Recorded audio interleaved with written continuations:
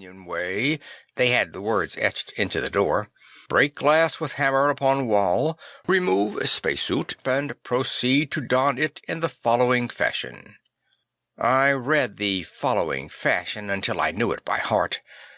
Boy, I said to myself, I hope we have that kind of disaster. I'd sure like to get into one of those. Bet it would be more fun than those diving suits back in undersea. And all the time I was alone. That was the best part. Then I passed deck 12, and there was a big sign, "Notice, passengers not permitted past this point." A big sign in red. I peeked around the corner. I knew it. The next deck was the hull. I could see the portholes. Every 12 feet they were, filled with the velvet of space and the dancing of more stars than I'd ever dreamed existed in the universe.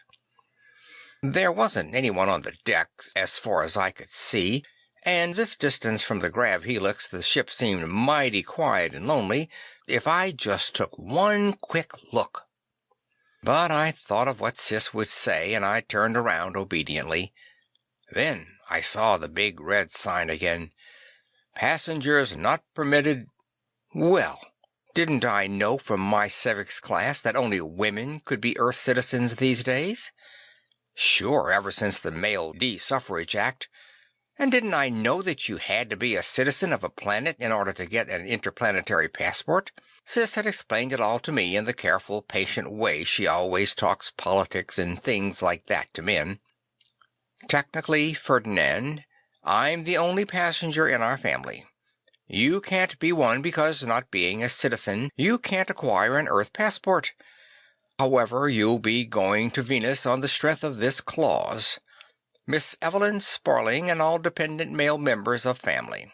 This number not to exceed the registered quota of sub-regulations pertaining, and so on. I want you to understand these matters so that you will grow into a man who takes an active interest in world affairs. No matter what you hear, women really like and appreciate such men. Of course, I never pay much attention to Sis when she says such dumb things. I'm old enough, I guess, to know that it isn't what women like and appreciate that counts when it comes to people getting married. If it were, Sis and 300 other pretty girls like her wouldn't be on their way to Venus to hook husbands. Still, if I wasn't a passenger, the sign didn't have anything to do with me. I know what Sis would say to that, but at least it was an argument I could use if it ever came up.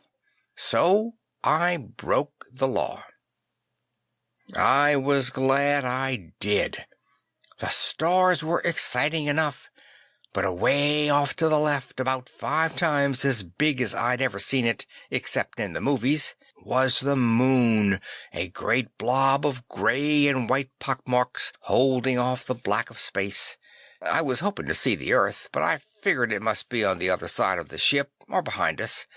I pressed my nose against the port and saw the tiny flicker of a spaceship taking off Mars-bound. I wish I was on that one. Then I noticed a little farther down the companionway a stretch of blank wall where there should have been portholes. High up on the wall in glowing red letters were the words, "Lifeboat 47, passengers 32, crew 11. Unauthorized personnel keep away." Another one of those signs. I crept up to the porthole nearest it and could just barely make out the stern jets where it was plastered against the hull. Then I walked under the sign and tried to figure the way you were supposed to get into it. There was a very thin line going around in a big circle that I knew must be the door, but I couldn't see any knobs or switches to open it with, not even a button you could press. That meant it was a sonic lock like the kind we had on the outer keeps back home in undersea. But knock or voice?